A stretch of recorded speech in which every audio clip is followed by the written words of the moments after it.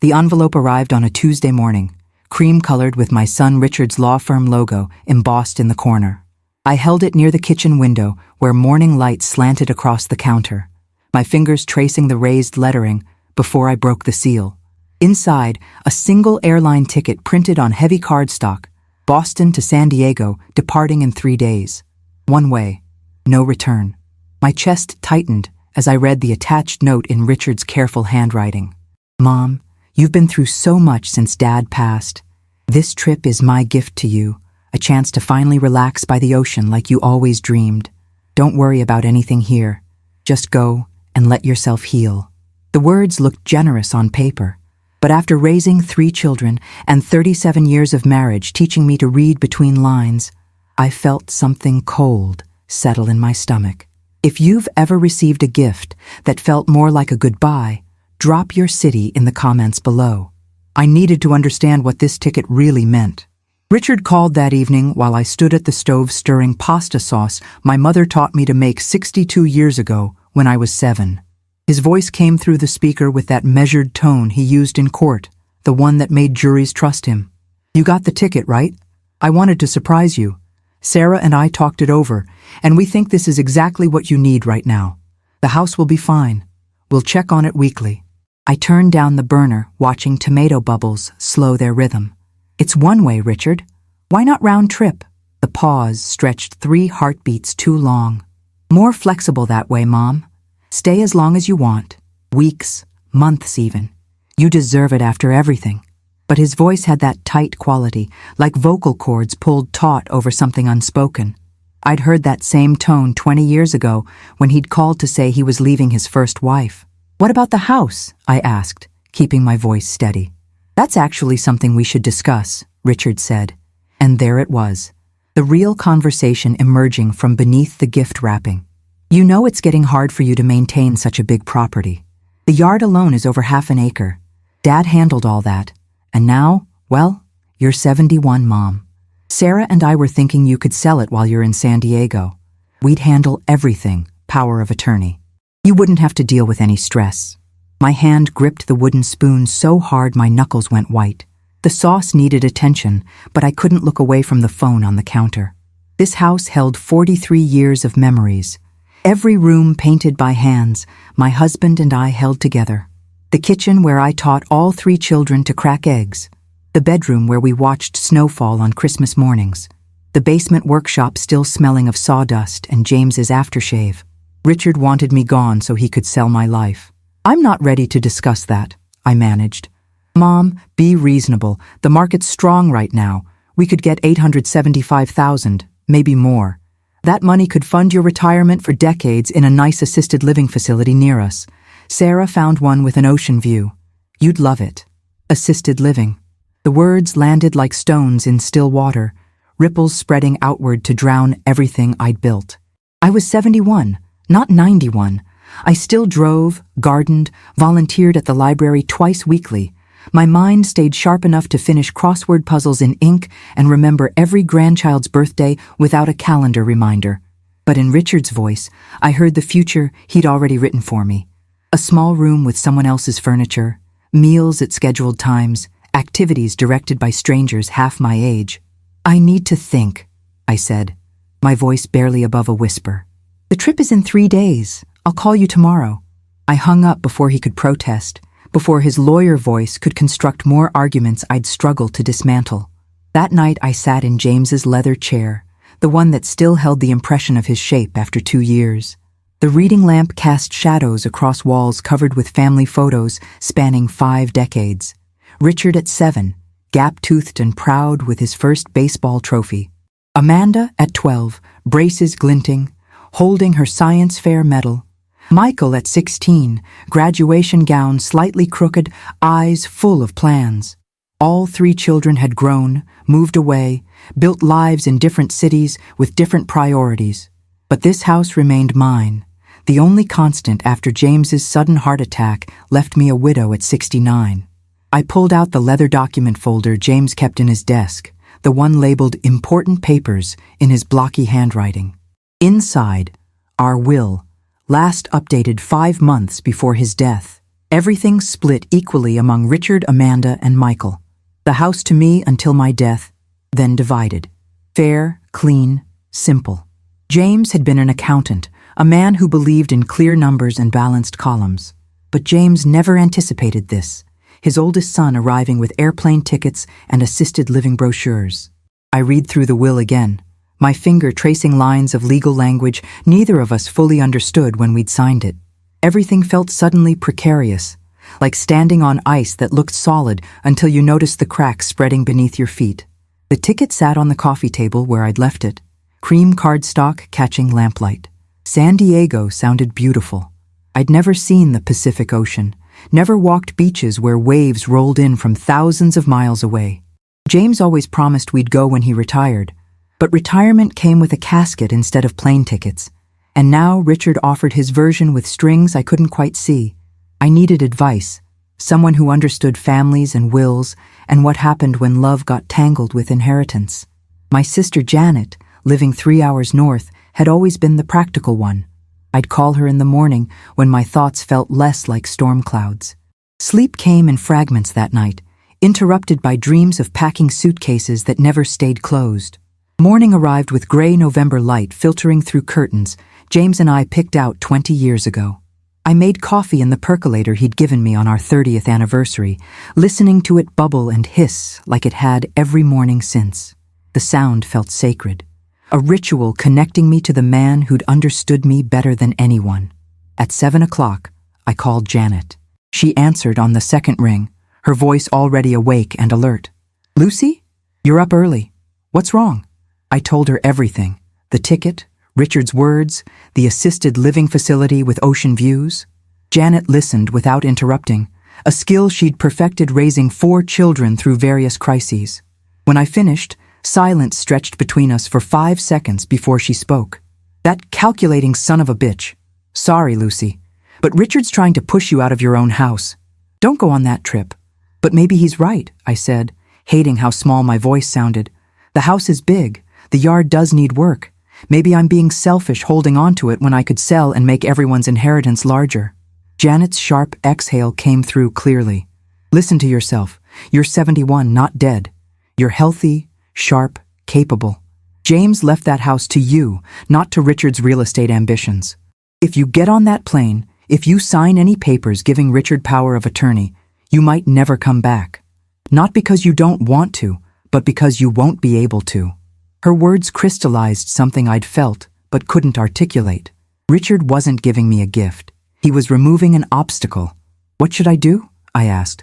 "I already told him I'd think about it. He'll call today." Janet paused, and I could almost hear her mind working through possibilities. "You need a lawyer." "Not Richard.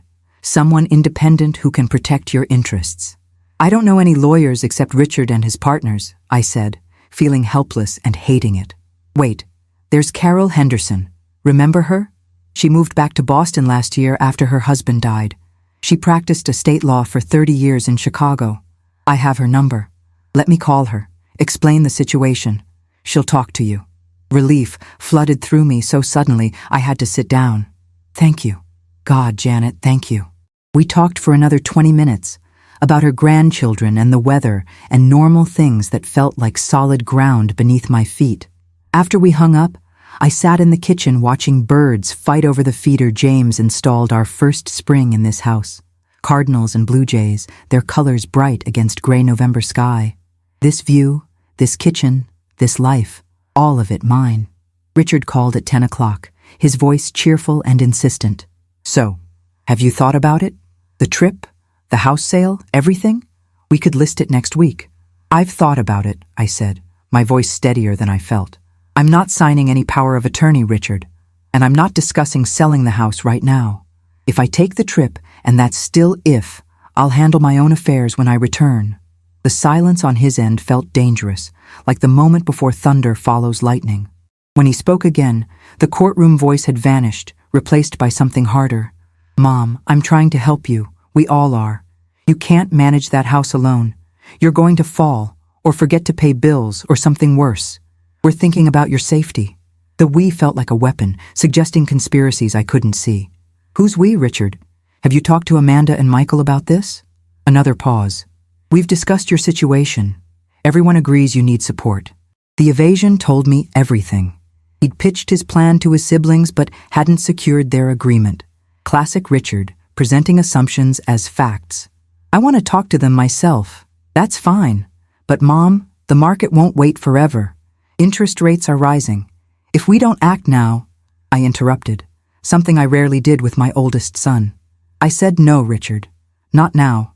Maybe not ever. This is my house, my decision, my life. I appreciate your concern, but I need you to step back. Sir. The words came out stronger than I'd planned. Powered by anger I'd been suppressing for 2 years since James died, and everyone started treating me like I was fragile. You're making a mistake, Richard said, his voice cold now, the warmth completely drained away. But it's your mistake to make. I hope you don't regret it. He hung up without saying goodbye. I set the phone down with shaking hands, my heart pounding like I'd run a mile. Standing up to Richard felt like stepping off a cliff, not knowing if there was ground below or just air and falling. But Janet was right. This was my life to live. An hour later, my phone rang again. Janet. I talked to Carol. She can see you tomorrow at 2 o'clock. The next afternoon, I drove to Carol Henderson's office in downtown Boston, a renovated brownstone with her name on a brass plaque beside the door. Inside, hardwood floors gleamed under antique light fixtures, and her receptionist offered me tea while I waited. Carol emerged at exactly 2 o'clock, a tall woman with steel-gray hair and kind eyes that missed nothing. Her handshake was firm, professional. We sat in her office surrounded by law books and family photos. Janet explained the situation, Carol said, settling into her chair. Your son gave you a one-way ticket to San Diego and wants power of attorney to sell your house while you're gone. Is that accurate? Hearing it stated so plainly made it sound even worse. Yes. He says it's for my own good, that I can't handle the property alone. Carol's expression didn't change, but something flickered in her eyes. Recognition, perhaps. How old are you, Lucy? 71. Do you have any diagnosed cognitive issues? Dementia, Alzheimer's, anything that would legally limit your capacity? I shook my head. My doctor says I'm healthy. I volunteer at the library, manage my finances, drive, cook, garden. I'm lonely sometimes, but my mind works fine. Carol pulled out a yellow legal pad and began taking notes. Tell me about your assets. The house, savings, insurance, everything. I walked her through 43 years of careful saving and responsible planning. The house, valued around $875,000, as Richard said. Savings accounts totaling $112,000. James's life insurance payout of $250,000, most still invested. Retirement accounts worth another $300,000 combined. Total assets around $1.5 million, accumulated penny by penny through decades of work. Carol wrote it all down, her pen moving steadily. That's substantial wealth. Enough that some people might be tempted to rush your decisions for their benefit, not yours. The implications settled over me like cold water. You think Richard wants to control my money? I'd thought about the house, the property, but saying it out loud made it real in new ways. I think Richard wants to help you, but his definition of help aligns conveniently with increasing his eventual inheritance and gaining control over significant assets. That doesn't make him evil, but it doesn't make him right either. Carol set down her pen and looked at me directly. Lucy, you don't need assisted living. You don't need someone managing your affairs. You need updated estate documents that protect you from well-meaning children who think they know better than you do about your own life. I can help with that, but only if you're ready to make some difficult decisions. My hands twisted in my lap, nervous energy seeking outlet. What kind of decisions? Carol leaned forward. Like removing Richard as your primary beneficiary if he continues pressuring you inappropriately. The suggestion felt like betrayal, like admitting my oldest son, the boy I'd raised with such love and hope, had become someone I couldn't trust. But hadn't he already betrayed my trust with his one-way ticket and assisted living brochures? Tell me what I should do, I said quietly. Carol pulled out another folder, this one containing blank forms and legal documents. First, we update your will with provisions that protect you. We add what's called an undue influence clause. that automatically disinherits anyone who pressures you to change your estate plan or attempts to gain control of your assets through manipulation. Second, we establish a revocable living trust that lets you maintain complete control but makes it harder for anyone to contest your decisions. Third, we draft a specific provision about the house. It cannot be sold or transferred except by your explicit written direction, witnessed by me or another independent attorney. I tried to absorb it all, legal language swimming through my mind. Will that make me look vengeful? It makes you look smart, Carol said firmly. And it gives you leverage. If Richard backs off, you never need to enforce these provisions. But if he escalates, you're protected. Think of it as insurance, not punishment. That framing helped. Not punishment, just protection. How long will this take? Carol glanced at her calendar. I can have documents ready in 48 hours. That's cutting it close to your flight, but doable. The question is, are you still planning to take that trip? I hadn't decided. The ticket's still sitting on my coffee table like an unexploded bomb. I don't know. Part of me wants to see the ocean. Part of me thinks it's a trap. Carol nodded slowly. Here's my advice. Get the documents updated first. Then, if you decide to go, take a phone and keep it charged. Make it clear you're coming back on your own schedule and you've secured your assets legally. That might make Richard reconsider whatever plans he's made. The idea of fighting back, of standing my ground, felt foreign and necessary. We spent the next 90 minutes going through every detail of my financial life, every account, every investment, every asset James and I had built together. Carol asked questions I hadn't considered about Amanda and Michael's involvement, about whether Richard had access to any joint accounts, about who held keys to my house. Just family, I said. Richard, Amanda, and Michael all have keys from when James was sick and they were helping. Carol's pen paused mid-stroke. Change your locks before you go anywhere. Tonight if possible. Tell no one you're doing it. The suggestion felt paranoid until I really thought about it. About Richard letting himself in while I was gone. About papers appearing that needed signatures. About subtle pressures applied when I was 3,000 miles away. You think he'd really do that? Carol met my eyes. I think people do surprising things when money's involved. Better safe than sorry. She was right.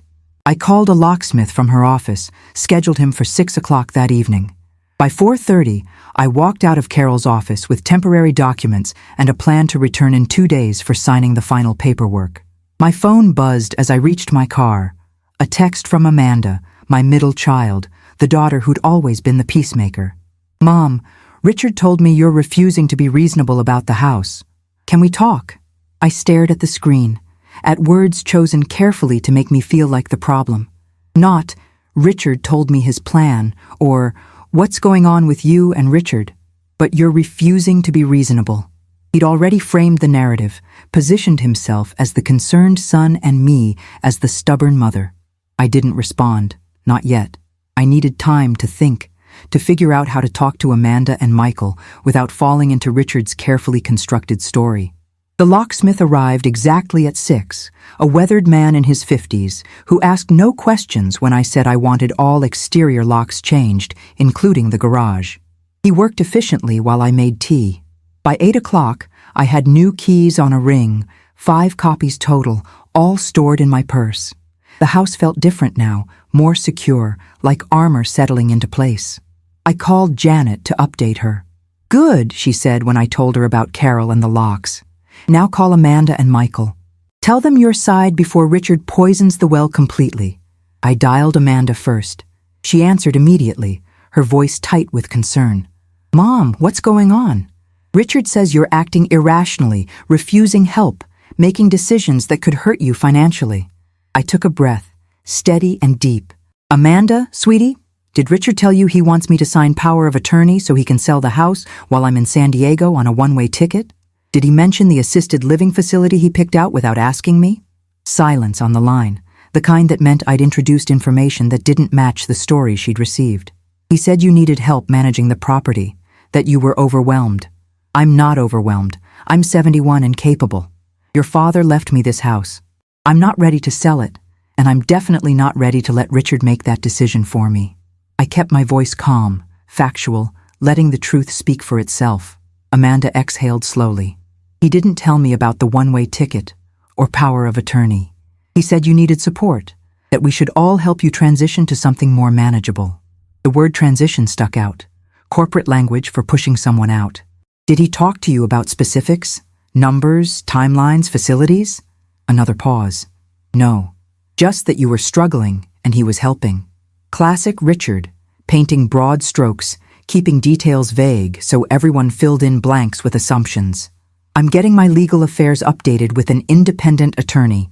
Not because I'm incompetent, but because I want to make sure nobody, including family, makes decisions for me that I should make myself. Can you understand that? Amanda's voice softened. Of course, Mom. I'm sorry. I should have called you first, instead of assuming Richard had the full picture. We talked for another hour, about her work and her kids, and the ways grief had changed both of us since James died. By the time we hung up, I felt Amanda understood my position, even if she didn't fully agree with fighting Richard so directly. One ally secured. I called Michael next, my youngest, the son who'd always been most like James, quiet and thoughtful. He answered on the fourth ring. Mom, hey, I was going to call you. Richard sent me some stuff about the house. What's happening? Michael lived in Seattle, worked in tech, visited twice a year, and called every Sunday without fail. Of all 3 children, he'd been most consistent since James died. I told him everything, the whole story from the ticket to Carol's office. Michael listened without interrupting, a trait that made him excellent at his job and invaluable as a son. When I finished, he said simply, Richard's being an asshole. The word shocked a laugh out of me. Michael. Sorry, Mom, but it's true. He's trying to manage you like a client, not treat you like a person. You want my advice? I did, desperately. Tell me. Michael's voice came through clear and firm. Don't go to San Diego. Not now, not on his ticket. If you want to see the ocean, book your own trip, round trip, on your own schedule. Don't give him any opportunity to say you're incapacitated or can't handle travel. Stay home, update your legal stuff, make it crystal clear you're in charge of your own life. Then, if you still want to travel, do it on your terms. His words made perfect sense, logic cutting through emotional fog. You're right. I'm not going. Relief flooded through me, decision finally made. Good. And Mom? Change your will if you need to. Richard needs to learn he can't bully people into doing what he wants, even if those people are his mother. We talked for another 30 minutes before hanging up. 2 out of 3 children understood. That was enough. The next morning I called Richard. He answered with his professional voice, clipped and efficient. Mom, have you reconsidered? No greeting, no warmth, just business. I'm not taking the trip, Richard. And I'm not discussing selling the house. I've retained an attorney to update my estate documents. You'll receive copies when they're finalized. The silence stretched so long, I thought the call had dropped. Then his voice came back, cold as January wind. You retained an attorney? Against your own son? The phrasing tried to paint me as the aggressor, but I'd learned from Carol how to stand firm. Not against anyone. For myself, to ensure my wishes are clear and legally protected. Richard's laugh had no humor in it. I see. Janet got to you. Filled your head with paranoid nonsense about me trying to steal from you. This is ridiculous, Mom. I'm trying to help. The we had become I, mask slipping. I appreciate your concern, I said, using his own measured tone back at him. But I don't need help the way you're offering it. If that changes, I'll let you know. I could hear him breathing, could almost see his face reddening the way it did when opposing counsel made points he hadn't anticipated. Fine. Handle it yourself. But when you fall and break a hip, or forget to pay property taxes, or can't manage the yard and the neighbors complain, don't call me. I'm done. The threat landed like it was meant to, a warning that his help came with conditions. Except I'd lived 7 decades without needing his permission to exist. I hope you don't mean that, Richard. But if you do, I understand. I love you. That doesn't change. I hung up before he could respond, before his lawyer voice could twist my words into something I didn't intend. My hands shook, adrenaline flooding my system. Standing up to my oldest son felt wrong and necessary, like setting a broken bone. It hurt now, but would heal stronger. Carol called that afternoon to confirm our appointment for the next day. I heard you're not taking the trip. Smart decision. News traveled fast in small circles. Janet must have called her. It felt right. Now I just need to get through signing these documents without second-guessing myself. Carol's voice carried reassurance. You're doing the right thing, Lucy. I've seen too many situations where well-meaning children gradually take over their parents' lives. It starts with small things. Managing bills, handling repairs, making appointments. Then one day the parent looks around and realizes they've lost all autonomy. You're preventing that before it starts. I wanted to believe her, wanted to trust that my instincts were right and not just paranoid reactions to grief and loneliness. What if I'm wrong? What if Richard really just wants to help? Carol paused before answering. Then he'll prove it by respecting your decisions. Real help supports autonomy. It doesn't demand control. That distinction clarified everything. Help empowers. Control diminishes. Richard wanted control. The next afternoon, I sat in Carol's office again, this time with final documents spread across her conference table. My new will, thick with legal language but clear in intent. The house would remain mine until death, unsellable without my written consent witnessed by an independent attorney. A revocable living trust protected other assets while letting me maintain complete control. Most importantly, the undue influence clause.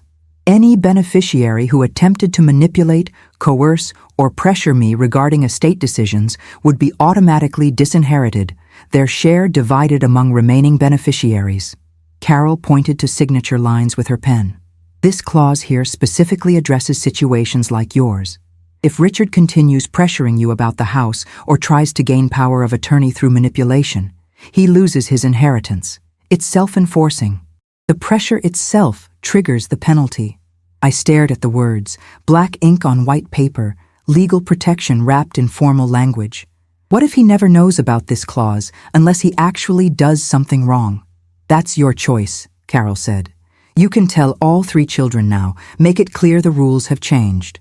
Or you can keep it private unless needed. Both approaches have merit. I thought about Richard's cold voice on the phone, his ultimatum about not calling when I needed help. Part of me wanted him to know immediately, to understand there were consequences for treating me like a problem to solve. But another part, the mother who'd raised him and loved him and hoped he'd grow into his better self, wanted to give him space to step back without public humiliation. I'll tell Amanda and Michael, I decided. They deserve to know. Richard, I'll tell only if he escalates. Carol nodded approval. Fair enough. Sign here, here, and here. I'll need your initials on each page. I signed my name 23 times, each signature feeling like claiming ground I'd temporarily lost.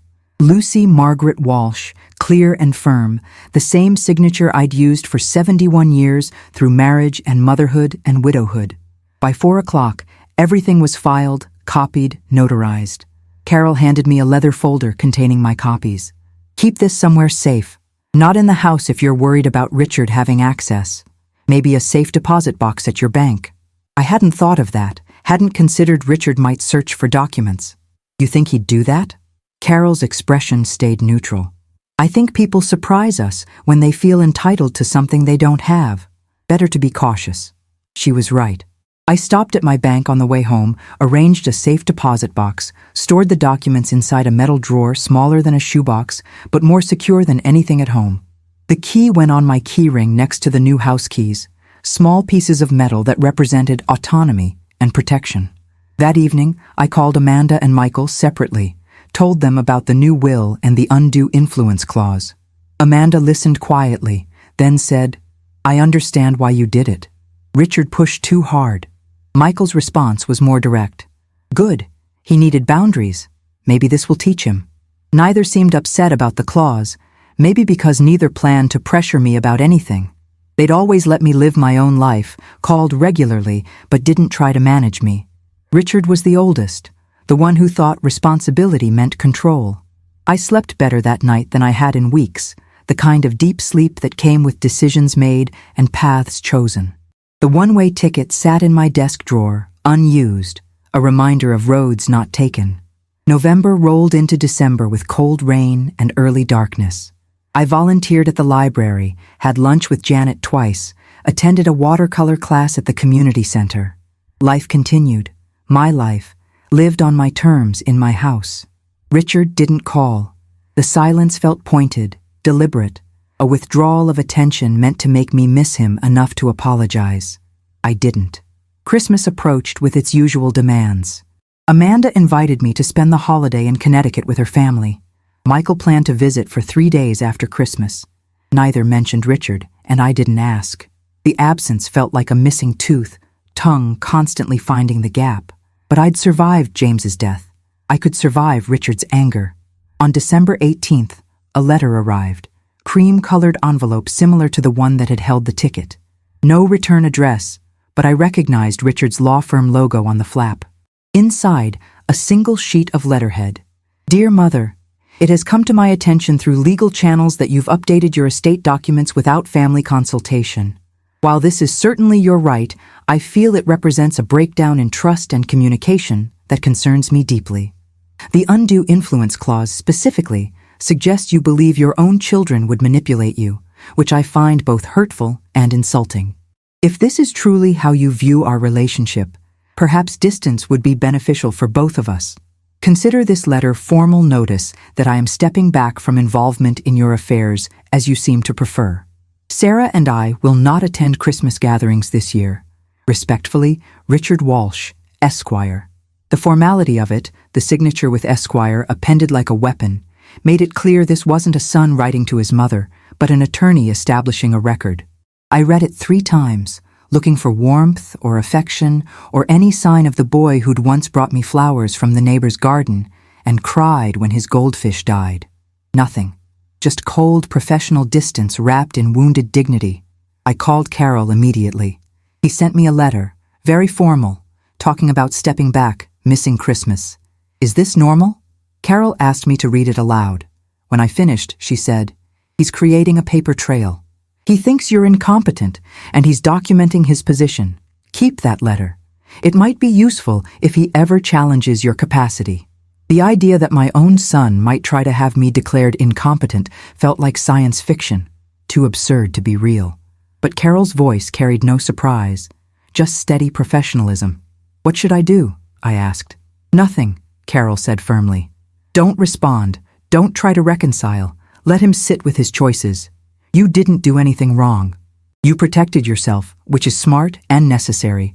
If he can't accept that, it's his problem, not yours. The advice made sense, but felt terrible. How had I raised a son who'd respond to boundaries with threats? Amanda called the next evening. I got a weird email from Richard saying he won't be at Christmas and that you've made it clear you don't trust your children. Mom, what happened? I told her about the letter, read her the whole thing over the phone. Amanda sighed deeply. He's being ridiculous. You updated your will to protect yourself. That's not a personal attack on him. He's just angry he can't control the situation. Her support meant everything.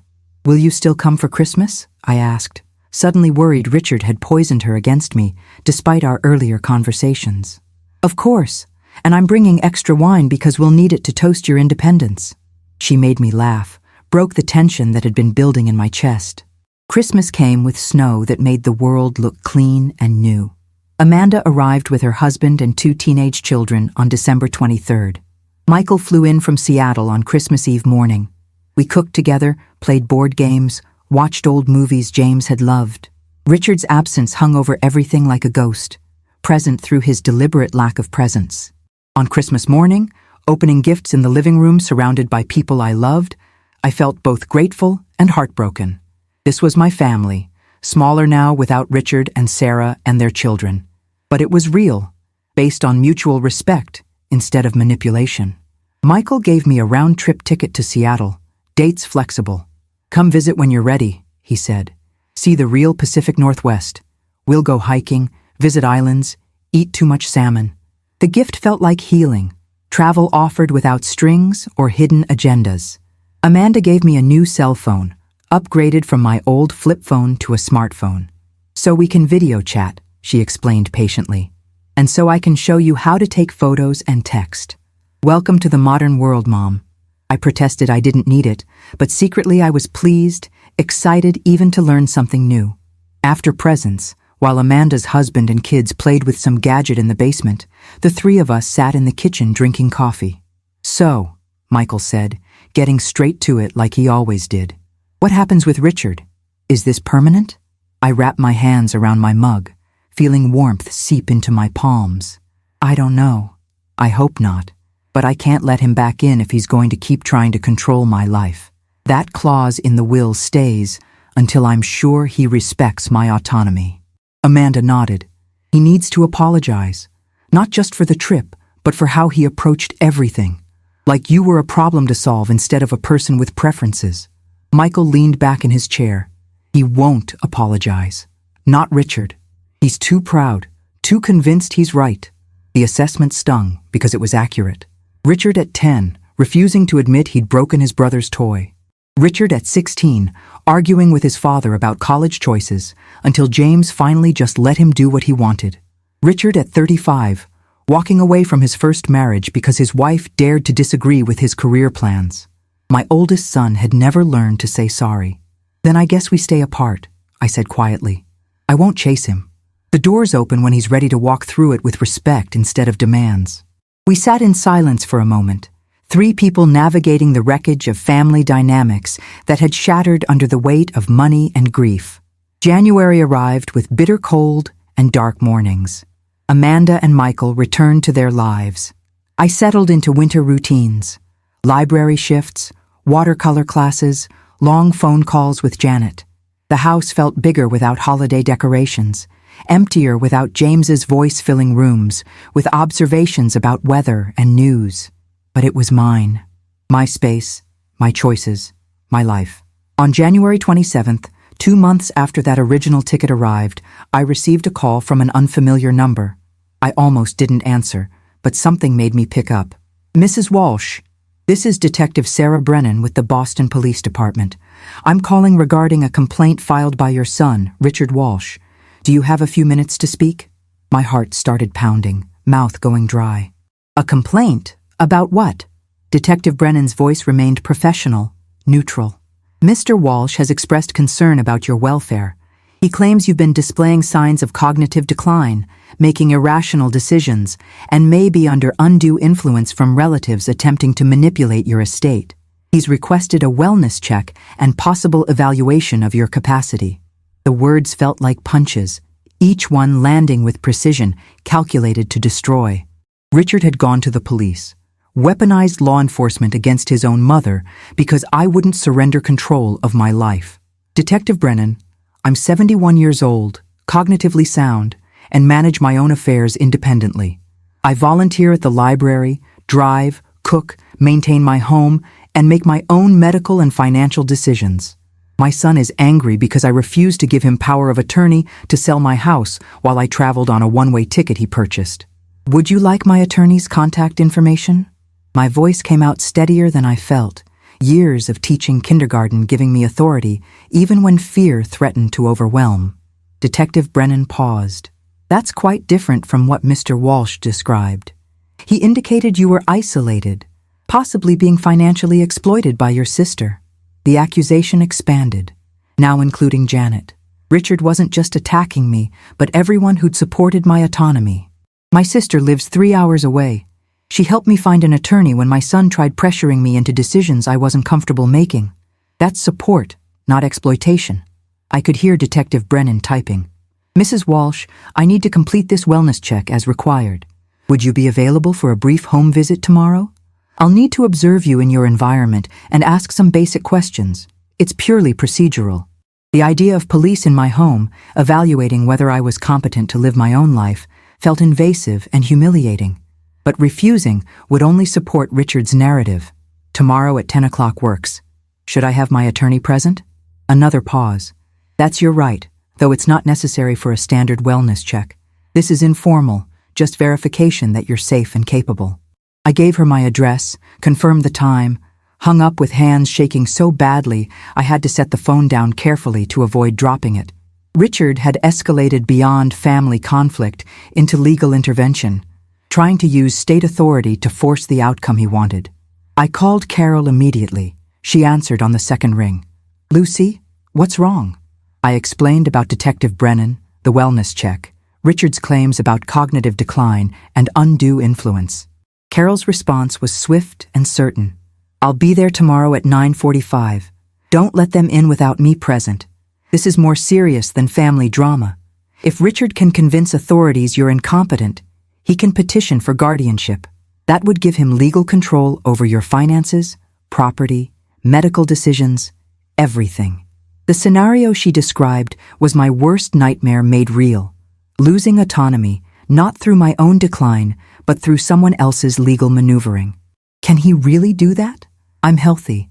My doctor would testify I'm fine. Carol's voice stayed calm, but firm. He can try.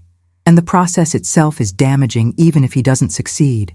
You'd spend months fighting in court, spending money on lawyers, having your private life examined by strangers. We need to shut this down immediately, demonstrate clearly that you're capable and his claims are baseless. That night I barely slept, mind spinning through worst-case scenarios. Morning arrived gray and cold, ice crusting the windows. I dressed carefully in clothes James always said made me look professional. Navy slacks, cream sweater, pearl earrings he'd given me on our 40th anniversary. If police were coming to evaluate my competence, I'd present myself as capable and dignified. Carol arrived at 9:43, carrying a leather briefcase and wearing her attorney armor. "How are you holding up?" she asked, while I made coffee in my spotless kitchen. Terrified, angry, wondering how my son became someone who'd do this. Carol set her briefcase on the table. He wants control. When you refuse to give it voluntarily, he's trying to take it legally. That tells you everything about his priorities. At exactly 10 o'clock, the doorbell rang. 2 officers stood on my porch, Detective Brennan, a woman in her 40s with kind eyes, and Officer Martinez, younger, male, standing slightly behind. Detective Brennan showed her badge. "Mrs. Walsh? Thank you for meeting with us. May we come in?" I stepped aside, letting them into the foyer. "This is my attorney, Carol Henderson." Carol shook hands professionally. "I'm here to ensure Mrs. Walsh's rights are protected during this interview." We settled in the living room, me in James's chair, Carol beside me on the sofa, the officers across from us in matching armchairs. Detective Brennan pulled out a notepad. "Mrs. Walsh, I need to ask some basic questions. Can you tell me today's date?" The questions felt infantilizing, but I answered steadily. "January 28th, Tuesday. The year is 2025. She nodded, making notes. "Who is the current president?" "Donald Trump, inaugurated January 20th. More questions followed. "My address, phone number, children's names, my birthday." All answered correctly, without hesitation. Detective Brennan's expression shifted from professional neutrality toward something warmer. "Can you walk me through your typical day?" I described morning coffee, library volunteer shifts on Tuesdays and Thursdays. I attend watercolor classes Wednesday afternoons, shop for groceries Fridays, cook most meals from scratch. I pay my bills online now. My daughter Amanda taught me. I drive myself everywhere. No accidents or tickets. My last doctor's appointment was 3 weeks ago, routine physical. Blood pressure slightly elevated but controlled with medication. Dr. Patterson said I'm in excellent health for my age. Detective Brennan wrote continuously. Your son indicated you're isolated, rarely leave home. I felt anger spike, but kept my voice level. I'm widowed and sometimes lonely, which is natural. But isolated?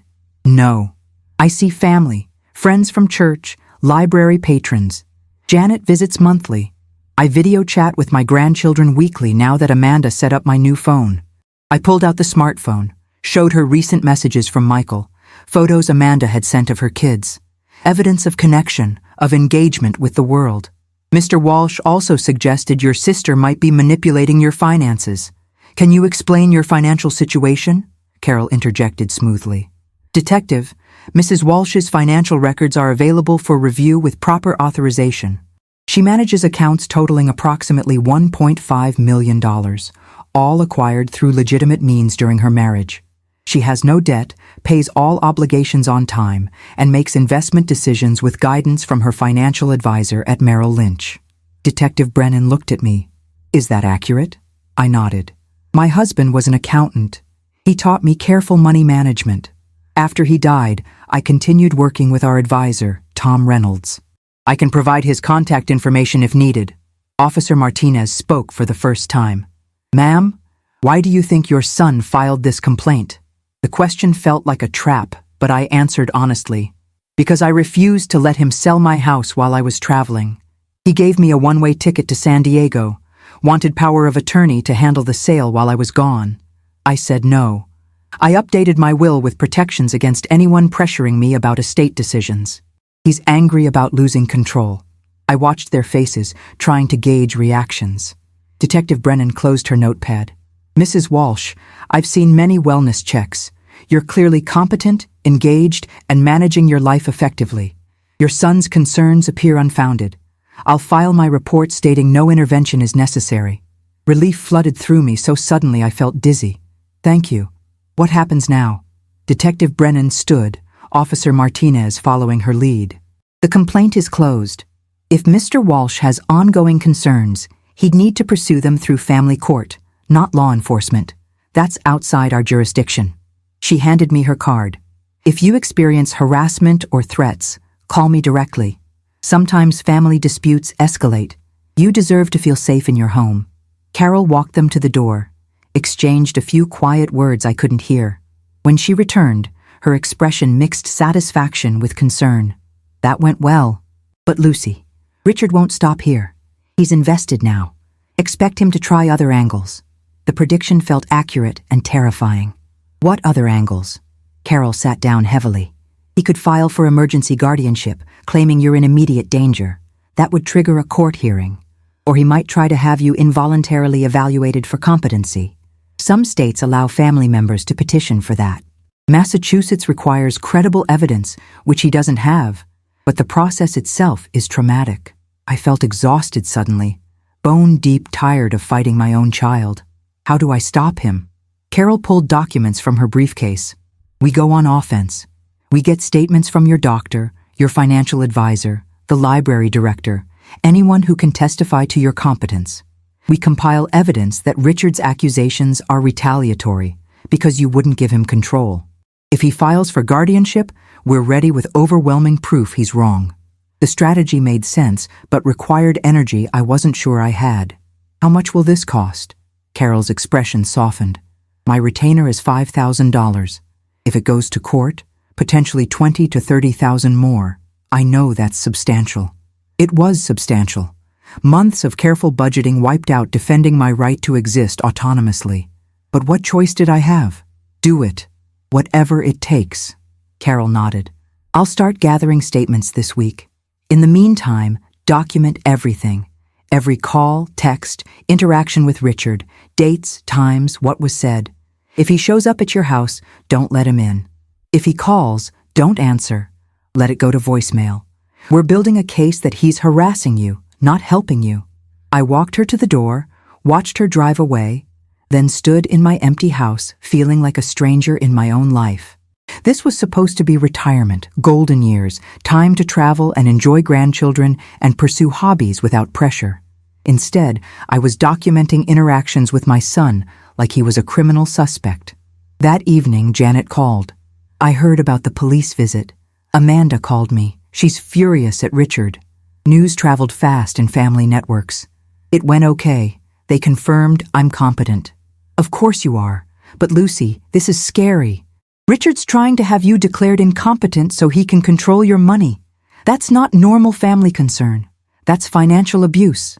Janet's bluntness cut through polite euphemisms I'd been using to soften reality. I know. Carol says he might try for guardianship next. Janet's sharp intake of breath carried clearly. Over my dead body, I'll testify. I'll bring character witnesses. Hell, I'll hire a plane to fly a banner saying, Lucy Walsh is completely competent if it helps. Her fierce loyalty made me laugh despite everything. I love you, Janet. We talked until nearly midnight, about childhood and parents and the ways family could hurt you more than strangers because they knew exactly where to aim.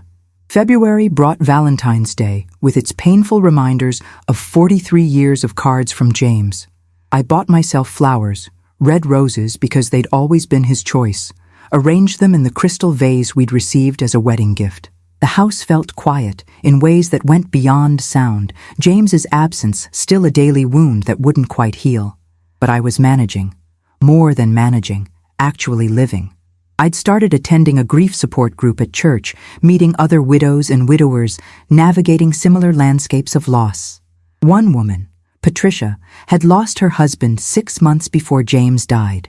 We'd become friends, meeting for lunch Mondays, talking about everything from grandchildren to politics to the particular loneliness of sleeping alone after decades of shared warmth. On February 19th, I arrived home from lunch with Patricia to find an official-looking envelope wedged in my door. Not mailed, hand-delivered. Inside, a legal document dense with whereas and heretofore. I called Carol before even reading past the first page. Something came. Legal papers. Richard's name is on them. Carol's voice went tight. Read me the caption, the part at the very top. I found it, read slowly. In the matter of Lucy Margaret Walsh, petition for emergency guardianship and conservatorship. He filed it. Son of a bitch actually filed. Carol rarely cursed. The fact that she did now told me how serious this was. What does it mean? Carol's voice shifted to lawyer mode, crisp and focused. He's asking the court to declare you incapacitated and appoint him as your guardian and conservator. Guardian controls personal decisions like where you live and medical care. Conservator controls finances.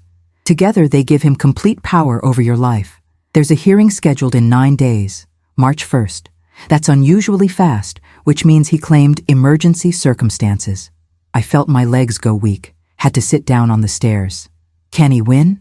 Carol paused, considering. Not if we fight properly. But guardianship cases are tricky. The burden is on him to prove incapacity, but judges sometimes err on the side of caution if there's any doubt. We need to present you as absolutely, unquestionably competent with zero concerns about your welfare. For the next week, my life became a series of appointments and statements. Dr. Patterson wrote a detailed letter certifying my physical and cognitive health, noting I'd scored perfectly on the mini mental state examination he'd administered during my annual physical. Tom Reynolds, my financial advisor, provided documentation of my investment decisions over the past 2 years, every choice sound and reasonable. Laura Chen, the library director, wrote about my volunteer reliability and the complexity of tasks I handled competently. Even Patricia from Grief Group wrote a statement describing our friendship and my clear engagement with life. Carol assembled everything into a thick binder, tabbed and organized like she was preparing for trial. This is overwhelming evidence, she said when we met 2 days before the hearing. But be prepared. Richard will have his own evidence. Probably statements from Sarah saying she's observed concerning behavior. Maybe a hired expert who'll claim your refusal to accept help indicates impaired judgment. It gets ugly. I'd already accepted ugly. What I hadn't accepted was losing. What happens if he wins? Carol met my eyes directly. You lose control of your life. Richard decides where you live. Probably that assisted living facility he mentioned. He controls your money, sells your house, makes medical decisions. You'd have to petition to terminate the guardianship, which is difficult and expensive. Most guardianships, once established, stay in place until the person dies. The stakes couldn't be clearer. Win or lose everything. Then, we win.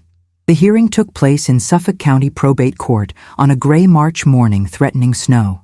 I dressed in my best navy suit, the one I'd worn to James's funeral, pearl necklace, and matching earrings. Carol met me outside the courthouse at 8:30. Remember, speak clearly. Answer questions directly without elaboration. Be yourself, calm and competent. We walked through security, up marble stairs that echoed with decades of family conflicts. The courtroom was smaller than I'd expected, wood paneling and fluorescent lights that hummed quietly. Richard sat at the petitioner's table with his own attorney, a sharp-faced woman in an expensive suit. He didn't look at me when we entered, eyes fixed on papers in front of him. Sarah sat in the gallery behind him, her expression unreadable. No Amanda or Michael. Carol had advised against it, said the fewer family members present, the better. Judge Patricia Monroe entered at exactly 9 o'clock, a black woman in her 60s with gray braids and intelligent eyes that swept the courtroom with practiced assessment. We rose, sat when instructed. Judge Monroe reviewed papers briefly. This is a hearing on the petition for emergency guardianship and conservatorship, filed by Richard Walsh regarding his mother, Lucy Walsh. Mr. Walsh bears the burden of proving by clear and convincing evidence that the respondent is incapacitated and unable to make informed decisions regarding her person and property. Mr. Donovan, you may proceed. Richard's attorney stood. Your Honor, we filed extensive documentation regarding Mrs. Walsh's declining capacity. She's 71, recently widowed, living alone in a large property she can't adequately maintain. She's made irrational decisions, including refusing appropriate housing assistance and alienating family members who've tried to help. He painted me as confused, declining, isolated by manipulative relatives. Each word felt like a distortion of reality twisted until truth became unrecognizable. His evidence included Sarah's statement claiming I'd seemed confused during visits, forgot conversations, repeated questions. A hired geriatric psychiatrist who'd never met me opined that my refusal to accept help might indicate impaired judgment. Photos of my yard showing overgrown bushes and peeling paint on the garage presented as evidence of inability to maintain property. Richard himself testified, voice steady and concerned. My mother hasn't been the same since Dad died. She's paranoid, thinks I'm trying to steal from her. She changed locks, hired lawyers to write me out of her will. This isn't rational behavior. I'm worried she'll hurt herself, fall, forget medication. She needs protection even if she can't see it. Judge Monroe listened without expression, taking notes. When Donovan finished, Carol stood. Your Honor, may I? Judge Monroe nodded. Carol approached the witness stand where Richard sat. Mr. Walsh, you gave your mother a one-way ticket to San Diego in November, is that correct? Richard hesitated. I wanted her to have a relaxing vacation. Carol pulled a document from her folder. According to your wife's statement, Exhibit 7, you specifically told Mrs. Walsh she could stay as long as needed and discussed selling her house while she was away. That's not a vacation. That's relocation. Richard's jaw tightened. We discussed options. The house is too much for her. Carol pressed harder. You requested power of attorney to facilitate this sale, correct? Without her presence or input? Richard shifted in his seat. For her convenience. Carol let the words hang. Mrs. Walsh refused. She updated her will with an undue influence clause. Then you filed a police complaint claiming incompetence. When that failed, you filed this guardianship petition within 3 weeks. Doesn't that suggest retaliation rather than genuine concern? Donovan objected. Judge Monroe overruled. Richard answered stiffly. I'm protecting my mother from herself and from relatives manipulating her. Carol returned to our table, pulled out the binder. Your Honor, I'd like to submit Exhibits A through M medical evaluations, financial records, employer statements, all demonstrating Mrs. Walsh's complete competence. She walked Judge Monroe through each document, perfect cognitive scores, sound financial decisions, active social engagement, reliable volunteer work. Then Carol called me to testify. I walked to the witness stand on steady legs, placed my hand on the Bible, swore to tell the truth. Carol started gently. Mrs. Walsh, how old are you? 71. Do you live independently? Yes, in the home my husband and I purchased 43 years ago. Do you manage your own finances? Yes. I work with a financial advisor and make all investment decisions myself. Carol continued through basic questions, establishing my competence, then shifted. Why did you refuse your son's offer to sell your house? I looked directly at Judge Monroe. Because it's my home. I'm not ready to leave. Richard presented it as help, but he wanted control. Did you understand the legal documents you signed updating your estate plan? Completely. My attorney explained every clause. I made informed decisions about protecting my assets. Carol nodded. Are you being manipulated by your sister or anyone else? No. Janet helped me find an attorney when I felt pressured. That's support, not manipulation. Donovan cross-examined, tried to paint my will updates as paranoid, my refusal to move as stubborn denial of reality. But I'd spent 71 years navigating difficult conversations. I stayed calm, answered directly, never lost composure. After 40 minutes, Judge Monroe called a recess. Carol squeezed my hand. You're doing great. She's skeptical of Richard's claims. We reconvened 30 minutes later. Judge Monroe reviewed her notes before speaking. I've reviewed all evidence and testimony. While Mr. Walsh's concern for his mother may be genuine, The evidence does not support a finding of incapacity. Mrs. Walsh demonstrates clear cognitive function, manages complex financial affairs competently, and maintains active social engagement. Her decision to decline her son's housing suggestions, while perhaps disappointing to him, does not indicate impaired judgment. Adults have the right to make choices others might consider unwise without losing autonomy. The timing of this petition, following Mrs. Walsh's refusal to grant power of attorney and her estate plan updates, suggests motivations beyond pure concern for welfare. Petition for emergency guardianship and conservatorship is denied. Relief crashed over me like a wave, so intense I felt momentarily breathless. Carol's hand steadied my elbow. Judge Monroe continued. However, I'm troubled by the family dynamics here. I'm ordering family mediation, all parties to attend, to address underlying conflicts. Mrs. Walsh retains full autonomy, but communication needs improvement. She set a mediation date for 3 weeks later, then adjourned. Richard left without speaking, Sarah following quickly. In the hallway outside, Carol turned to me with something like triumph in her eyes. You won, completely. The judge saw right through him. I felt numb more than victorious. The mediation session took place in a conference room at the courthouse. Gray walls and uncomfortable chairs arranged around a rectangular table. The mediator, Dr. Frank Torres, was a family therapist in his 50s, with a calm demeanor and careful questions. Richard and Sarah sat on one side, Carol and I on the other, Dr. I. Torres at the head. He started by establishing ground rules: speak respectfully, listen without interrupting, focus on solutions.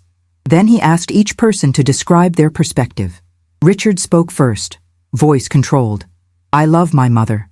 I've tried to help her since Dad died, but she's refused every offer. She's isolated herself, cut off family, hired lawyers instead of accepting support. I'm worried about her future, about what happens when she really does need help and has alienated everyone who cares.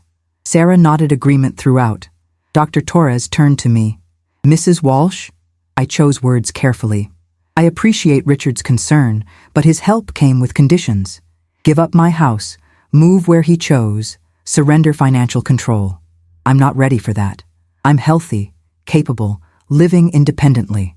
I wanted to update my estate plan for protection, not as an attack on Richard, but when I set boundaries, he responded by trying to have me declared incompetent. That's not love, that's control. Dr. Torres made notes. Richard, how do you respond? Richard's composure cracked slightly. You changed the locks, Mom. You wrote me out of the will. How am I supposed to interpret that except as rejection? The hurt in his voice sounded genuine, made me question my own actions for a moment. But Carol had prepared me for this. I changed locks because you wanted access to my house while trying to sell it. The will clause only applies if someone pressures me about estate decisions. You triggered it by filing for guardianship. Dr. Torres guided us through 2 hours of careful conversation, pulling apart layers of miscommunication and hurt feelings. Slowly, patterns emerged. Richard felt responsible for me, burdened by duty as the oldest son. I felt smothered by his version of care that left no room for my choices. Sarah admitted she'd encouraged Richard's actions, worried I'd squander inheritance through poor decisions. That admission landed hard. My inheritance? I repeated. I'm still alive. It's not your money yet. Sarah flushed. I didn't mean it like that. But she had meant exactly that, revealing the calculation beneath concern. Dr. Torres pushed toward resolution. What would repair look like for both of you? Richard considered.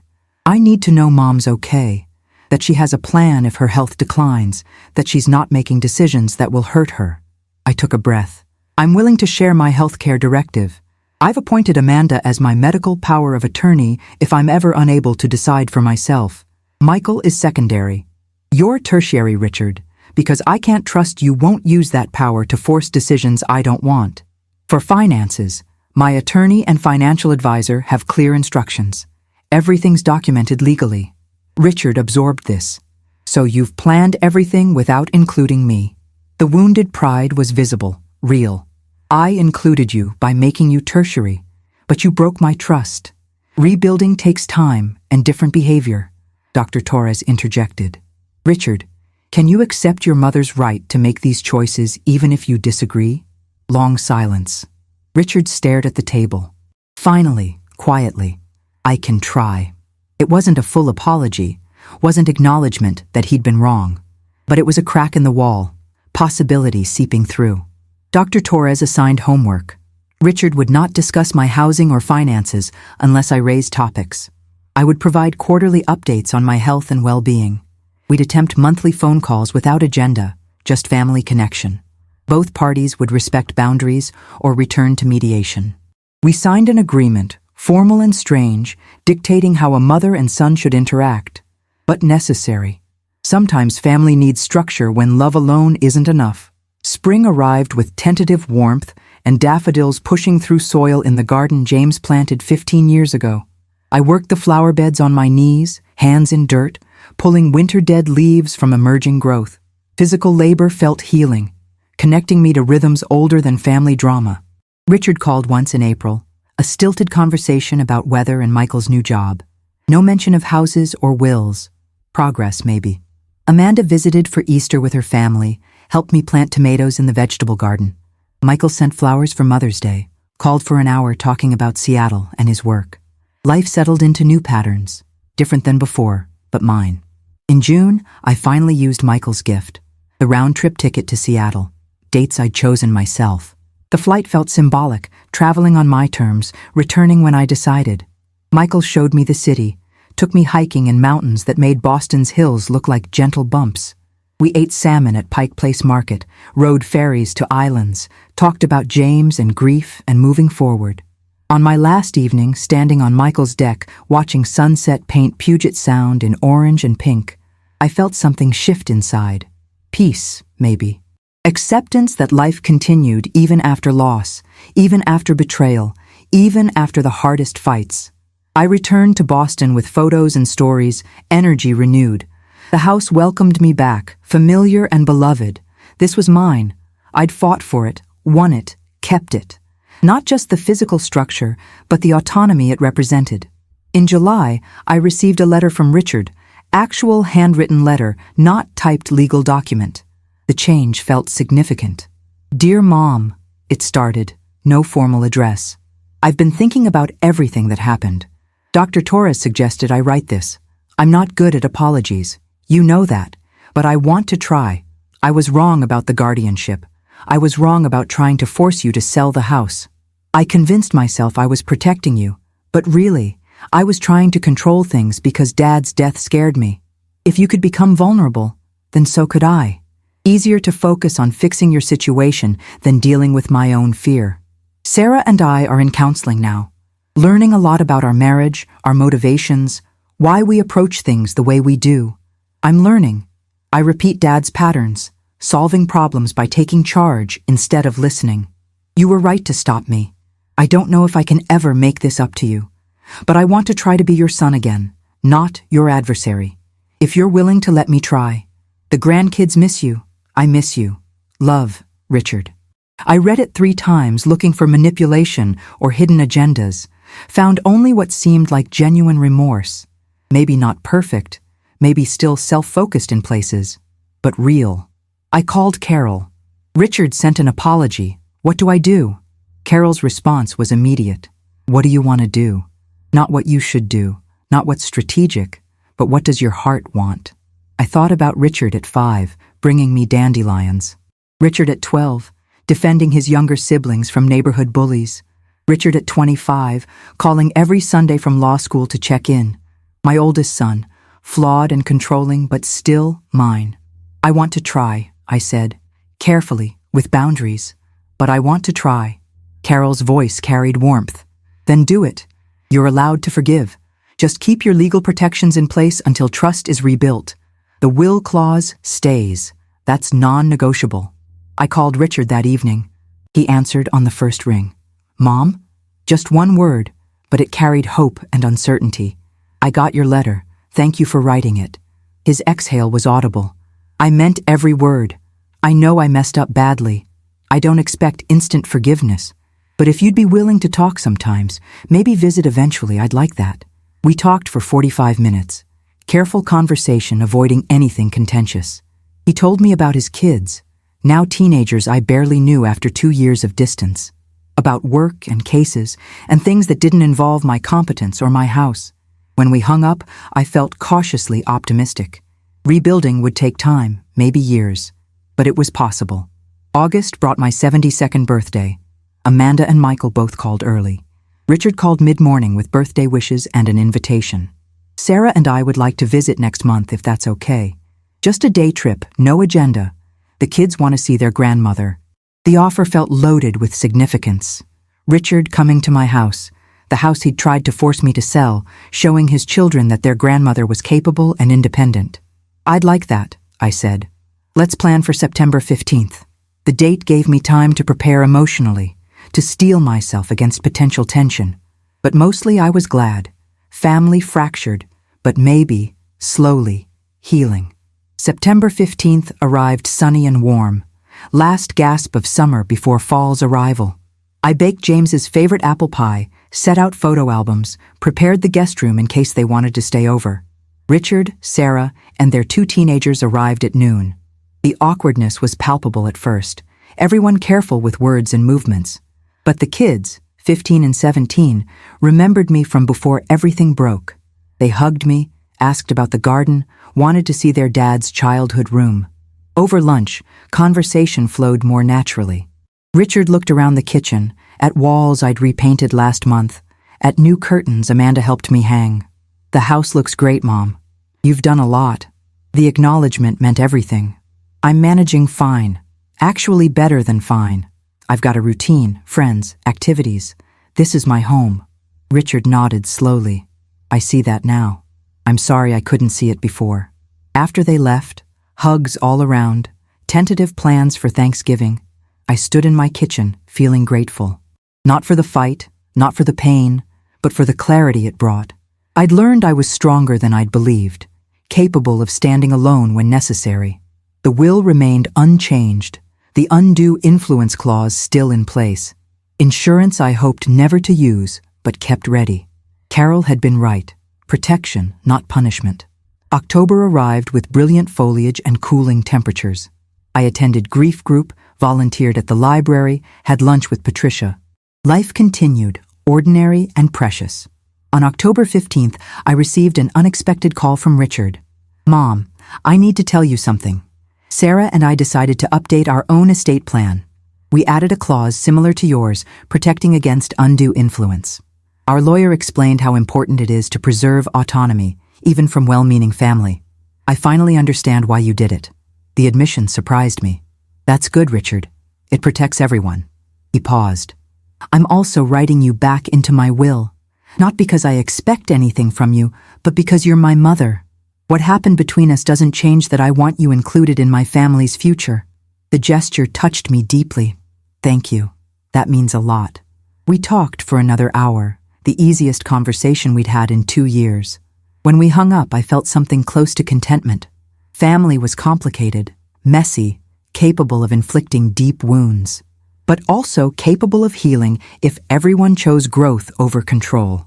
Thanksgiving came with all 3 children, and their families gathered in my house, the table extended to seat 12.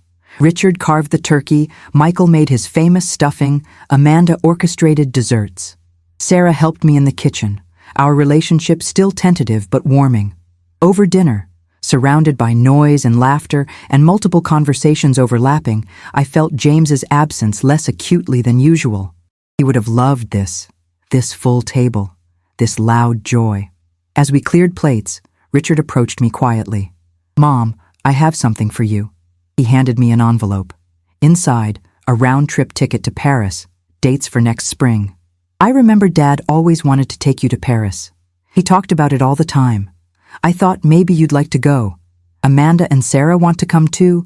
Make it a girls' trip, but only if you want. The offer overwhelmed me. Paris had been James's dream, one more thing death had stolen. But going without him, with my daughter and daughter-in-law, created something new from old longing. I'd love that, I managed through tears. Really? Richard smiled, genuine warmth replacing the calculated concern I'd seen before. Really? You deserve it, Mom. You deserve everything good. That night, Alone again after everyone left, I sat in James's chair looking at the ticket. Paris in spring, a trip I'd choose, return from, on my terms. The house quiet around me, mine until I decided otherwise. The will locked safely in the bank, protecting my autonomy from anyone who might threaten it. And family, complicated and flawed but trying, learning that love meant respecting boundaries, not controlling lives. I thought about that original one-way ticket Richard had sent 2 years ago, the one that nearly cost him everything. How different this ticket felt. Round trip, my dates, collaborative planning instead of manipulative gift. The journey from one to the other had been painful, expensive in money and emotion, but worth it. Sometimes you had to fight for your right to exist on your own terms. Sometimes the people you loved needed to learn they couldn't love you into submission. I pulled out my phone, took a photo of the Paris ticket, sent it to the family group chat Amanda had created. Guess where we're going? Within minutes, responses flooded in. Excitement from Amanda and Sarah. Congratulations from Michael. A simple heart emoji from Richard. Connection, genuine and freely given. I looked around my living room, at 43 years of memories embedded in every surface, at the future I'd fought to preserve. This house would be mine until I decided otherwise, until my health truly failed, or until I chose to leave on my terms. Not because a son thought he knew better, not because others decided I was too old to manage my own life, but because I, Lucy Margaret Walsh, made that choice for myself. The will clause remained, a safety net I'd never mentioned to Richard. He didn't need to know it was there, unless he reverted to old patterns. Trust but verify, Carol had said. Forgive but protect yourself. In December, I attended Richard's office Christmas party, first time in 2 years. His colleagues greeted me warmly, asked about the guardianship case some had heard about. I answered honestly, but without rancor. My son and I had different ideas about what help looks like. We worked through it. Richard introduced me to his partners, spoke about me with pride instead of concern. My mother, Lucy Walsh, toughest person I know. The compliment surprised me, came without the undertone of management that used to color his words. Later, during dinner at a restaurant Richard chose, he asked about my daily life without agenda. Genuine curiosity replaced assessment. We talked about library programs, Patricia's friendship, the watercolor class where I'd finally mastered perspective. Normal conversation between mother and son, no landmines hidden beneath pleasantries. When he dropped me home, he walked me to the door despite my protests. I know you're capable, Mom. This is just me being polite. The distinction mattered. Care offered without assumptions of incapacity. I hugged him goodnight, feeling cautious hope bloom.